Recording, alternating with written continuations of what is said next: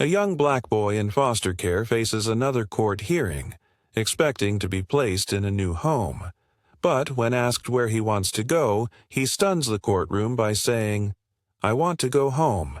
With you," looking at the judge handling his case. The room falls silent as his words change everything. Torn between professional boundaries and her growing attachment, the judge must decide whether to follow the system or her heart. What happens next proves that family isn't just about blood, it's about love and belonging. A child stood in court, facing a decision that would change his life forever, but no one expected what he would say next.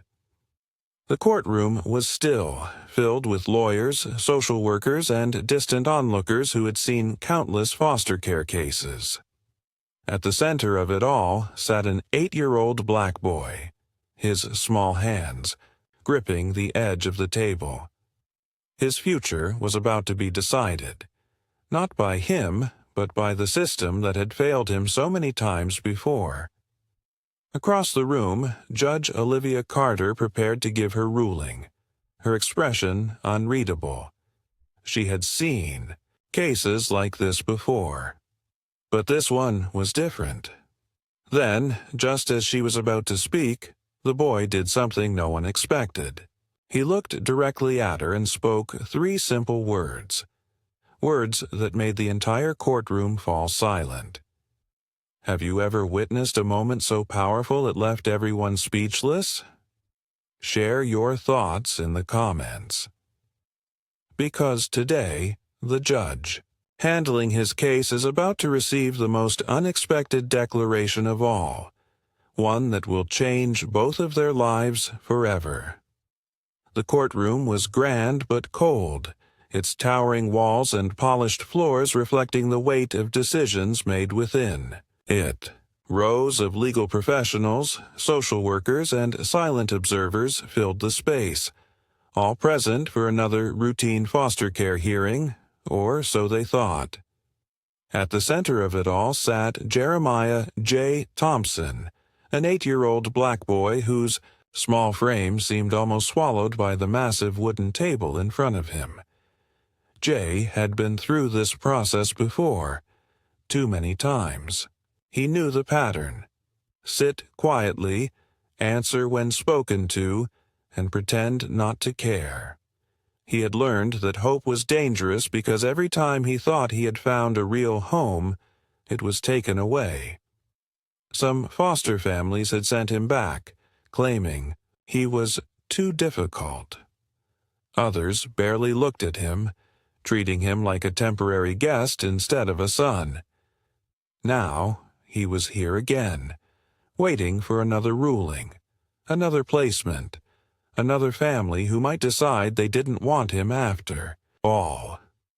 At the front of the room, seated behind the elevated bench, was Judge Olivia Carter.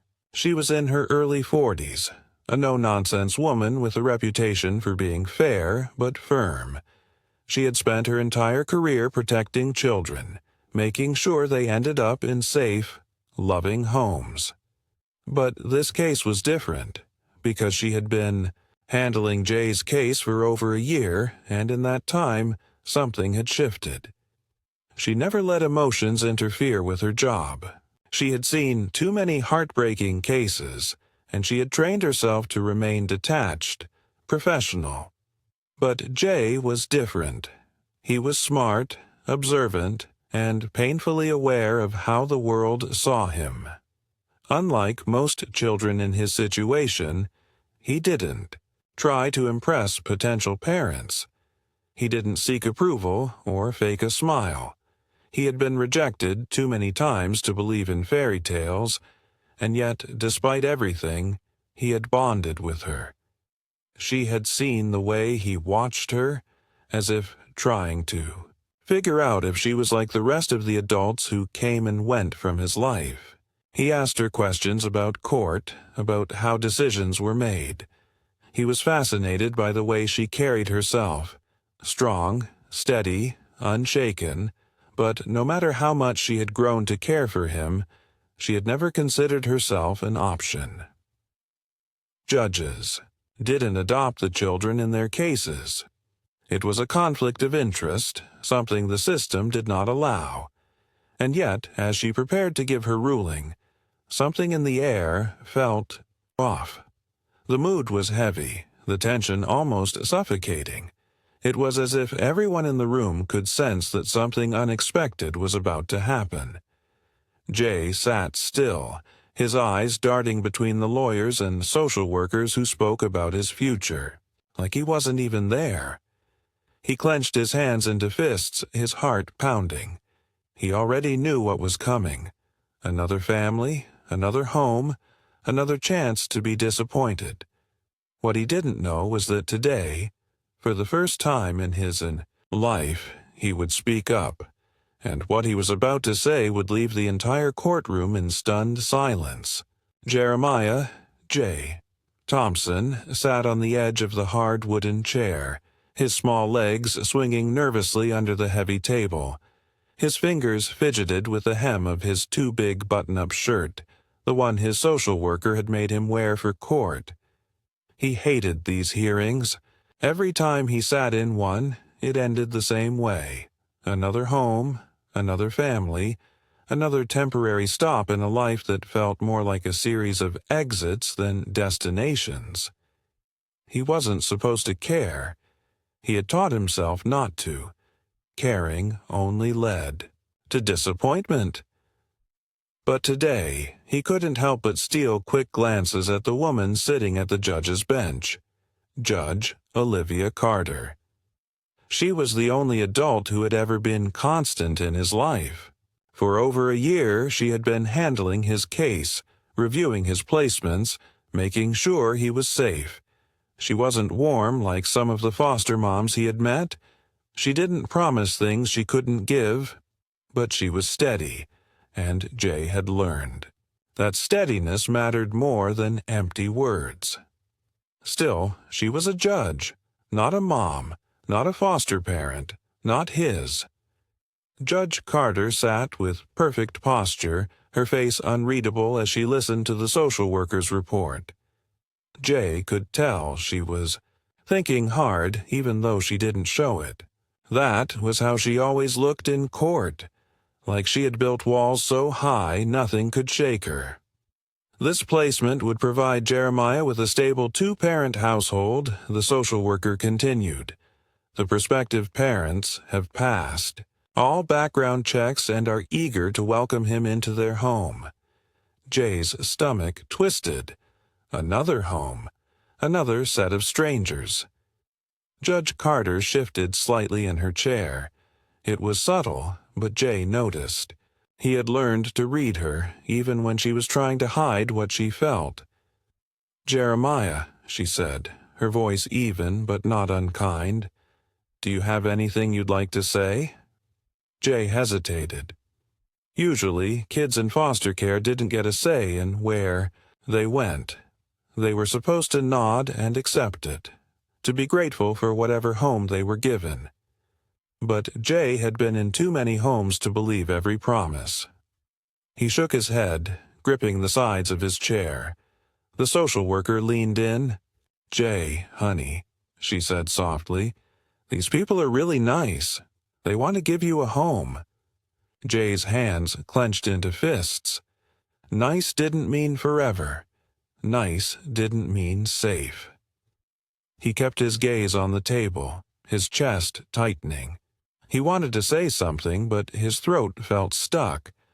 Then, before he could stop himself, the words spilled out in a rushed whisper.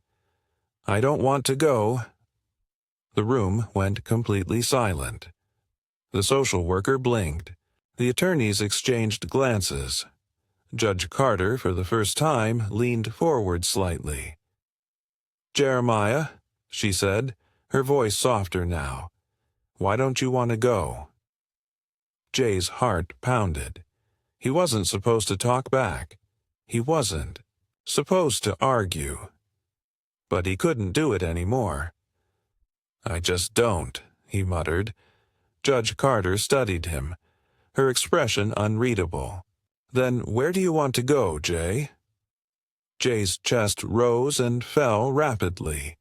He could feel everyone's eyes on him, waiting. He hesitated, looking around the courtroom. Then, slowly, his gaze landed on her. His voice was barely above a whisper. "I want to go home." "With you." The courtroom fell into absolute silence.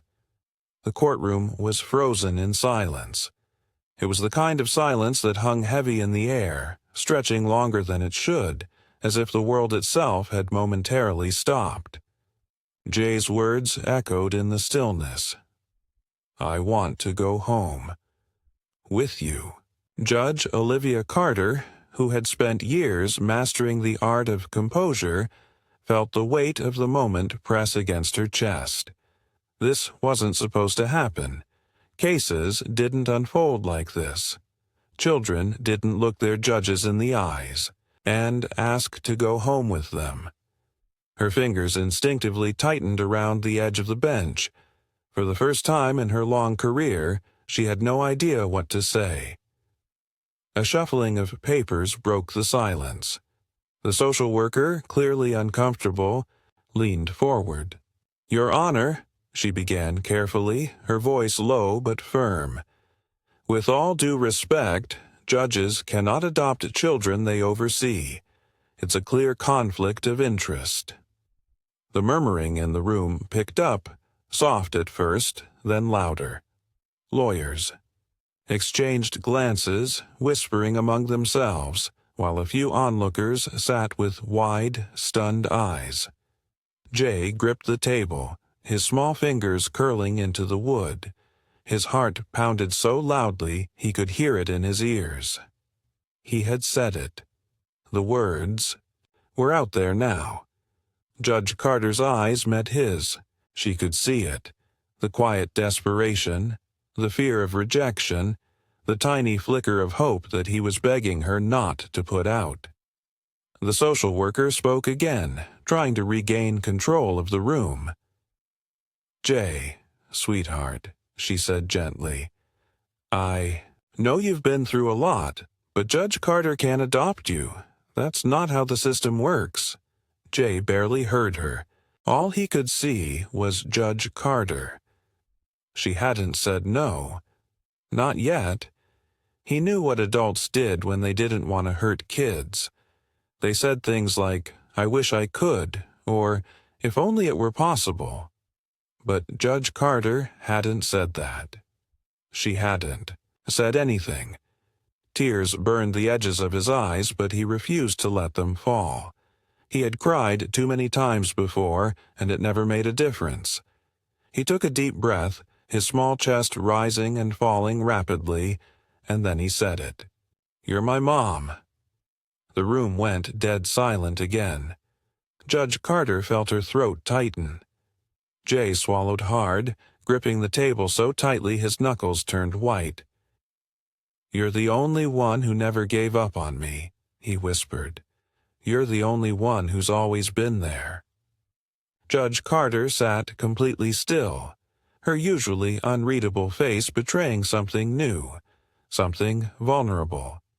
She had spent years protecting children, years making sure they ended up in the right homes. But no one had ever asked her to be the home. She wanted to speak, to say something, but the words wouldn't come. Her mind was at war with itself. Every part of her wanted to say yes, to tell Jay that he wasn't alone, that he would never be alone again. But her duty, her position, the very system she had dedicated her life to, stood in the way. She wasn't supposed to feel this. She wasn't supposed to want this. But looking at the little boy sitting in front of her, clutching the table like it was the only thing keeping him upright, she felt something crack inside her. The whispers in the courtroom grew louder. The lawyers continued debating. The social worker sighed, flipping through her notes, but Jay didn't move. He just stared at her, waiting. Judge Carter's lips parted slightly as if she was about to speak. The courtroom held its breath. Would she break the rules, or break Jay's heart? The weight of the moment pressed down on Judge Olivia Carter as she sat motionless, her gaze locked onto the small, hopeful eyes staring back at her.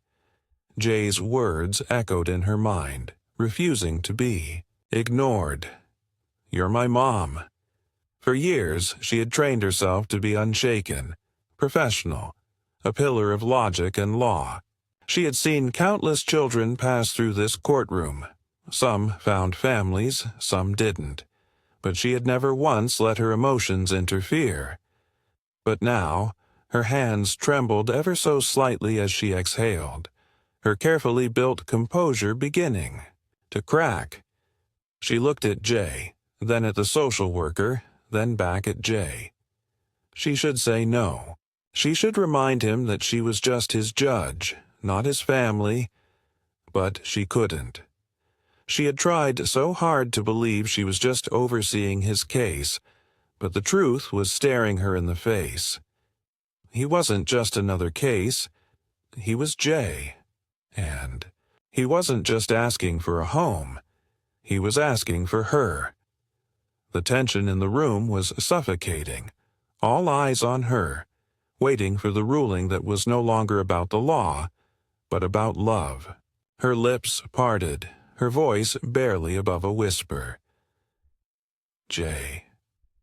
She hesitated, her chest tightening. "I don't want to lose you either." A collective gasp rippled through the courtroom.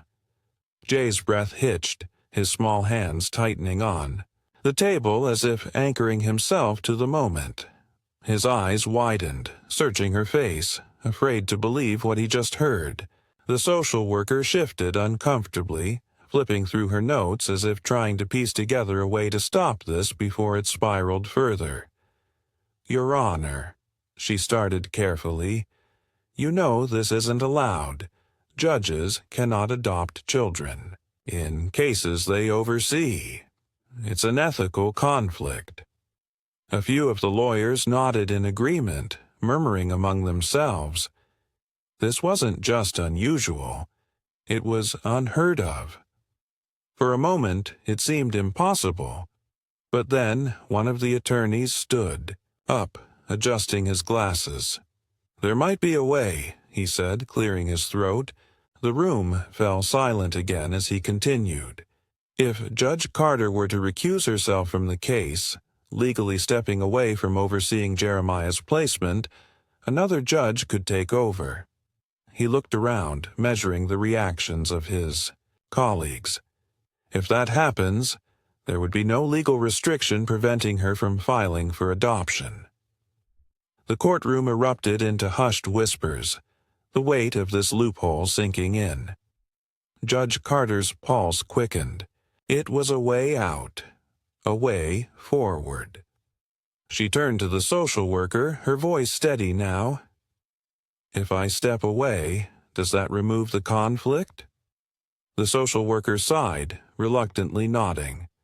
"It would, but you'd have to prove that this is about the child's best interests, not personal bias." Judge Carter glanced at Jay, who was watching her with pure, unfiltered hope. There was no doubt in her mind. This wasn't bias. This wasn't favoritism. This was a child asking for a home, and she wanted to be the one to give it to him. "I'm stepping away," she said firmly. "I'll recuse myself from the case." Another wave of gasps rippled through the courtroom. Jay's small chest rose and fell in rapid, uneven breaths. His hands shook as he tried to process what was happening. "Wait!" His voice cracked, barely above a whisper. "You mean I can stay with you?" Judge Carter's eyes softened as she finally allowed herself to smile. "Yes, Jay," she said. "You're coming home." Tears spilled down Jay's cheeks, his small frame trembling from the overwhelming wave of emotions crashing into him all at once. He had spent his entire life being passed around, rejected, told he didn't belong. And now, for the first time, someone had said yes. The murmurs in the courtroom grew louder, some shocked, some emotional, as they witnessed a ruling that no one had expected. For Jay, none of it mattered, because today, for the first time in his life, he wasn't just another case.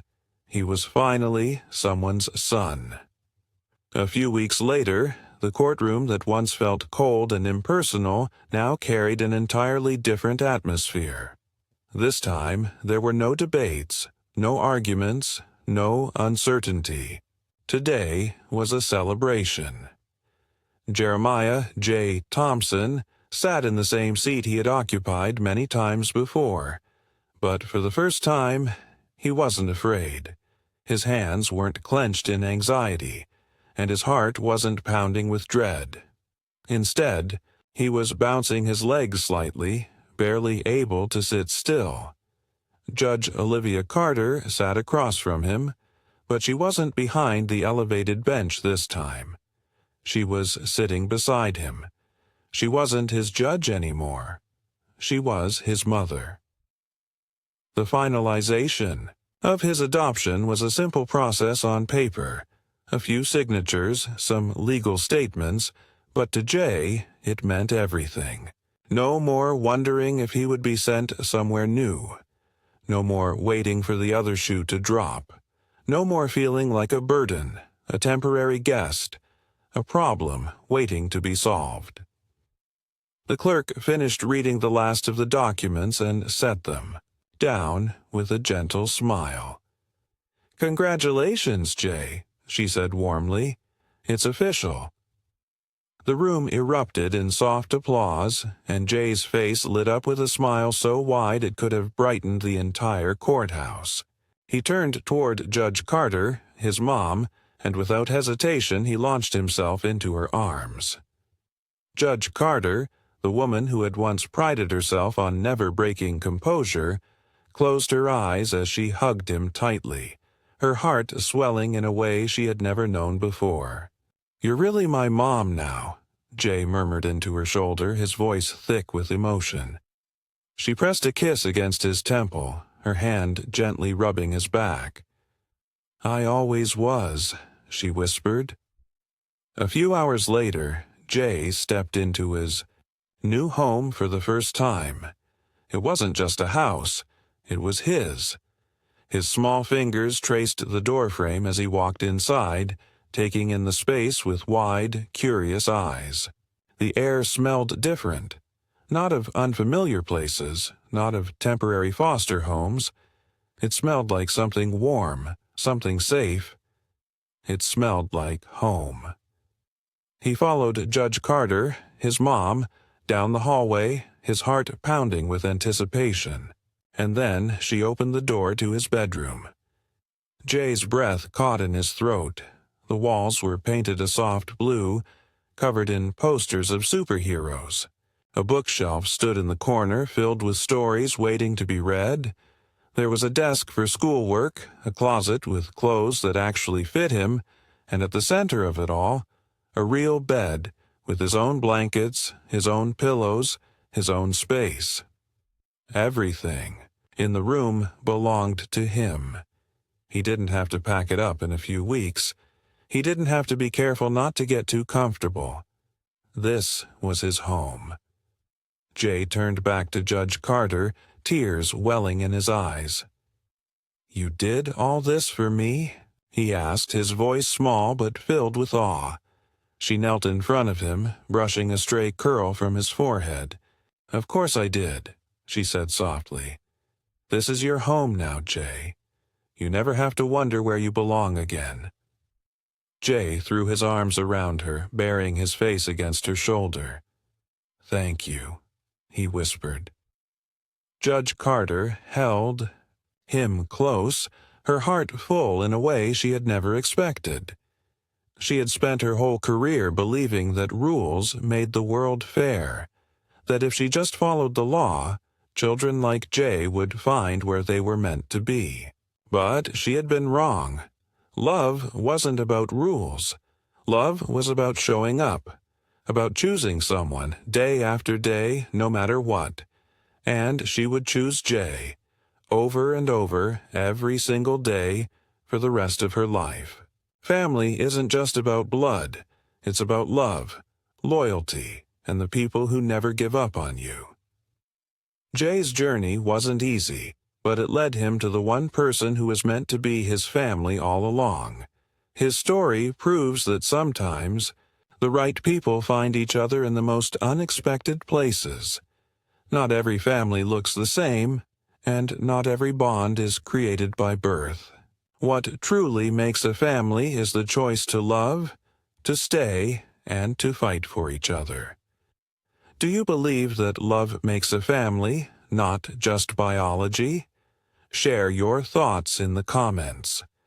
Have you ever witnessed a connection so strong that it defied the odds? We'd love to hear your story. If this story touched your heart, don't forget to like, share, and subscribe for more powerful real-life stories that remind us of the beauty of kindness, resilience, and unexpected love. Until next time, remember, love always finds a way.